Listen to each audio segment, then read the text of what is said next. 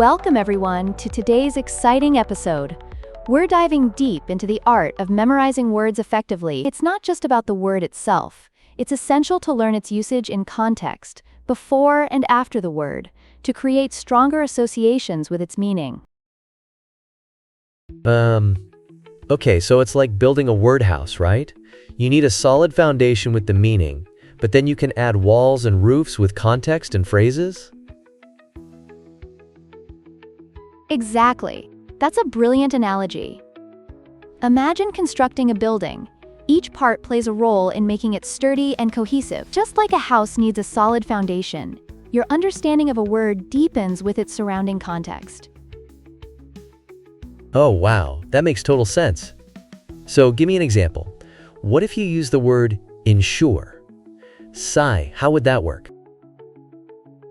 When I look up the word ensure, I prefer using the Cambridge Dictionary for clear definitions and pronunciation guides. After defining it, I like to explore its extended usages through resources like OZDIC, which shows collocations such as must ensure or aim to ensure.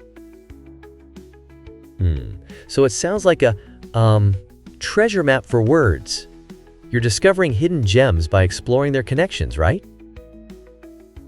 Exactly. Think of it as uncovering a treasure trove. Just like you wouldn't explore a treasure map without understanding the landmarks, understanding a word's context leads to treasure in communication.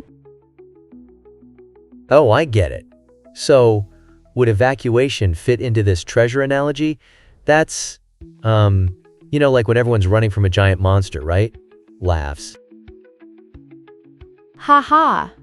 Well, that's one interesting way to see it. But evacuation should really not be learned in isolation. Instead, combine it with other words like mission or plan to enhance understanding.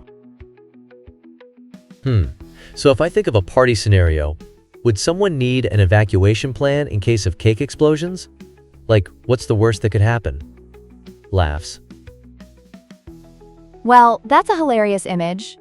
But yes, when we discuss evacuation, terms like evacuation zone or evacuation plan are crucial. Writing down these patterns can really enrich your language understanding.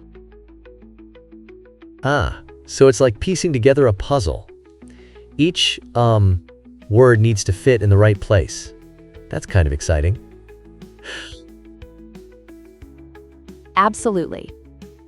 Let's consider the phrase carry out, a phrasal verb used in things like carrying out research or carrying out tests. Much like following a recipe, grammatical combinations illustrate when to use these terms accurately. Wait, recipes? That's so wild.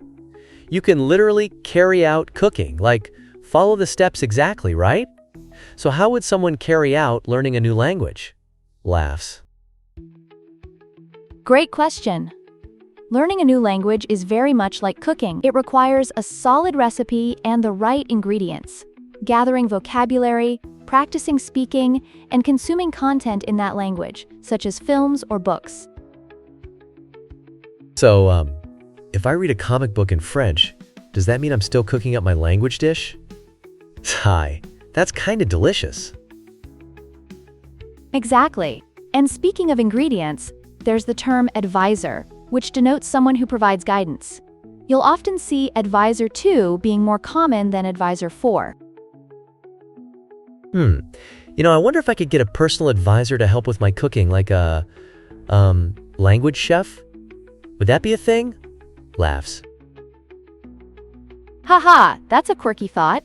It might just lead to an interesting blend of culinary language. Vocabulary does branch out and evolve, just like cooking.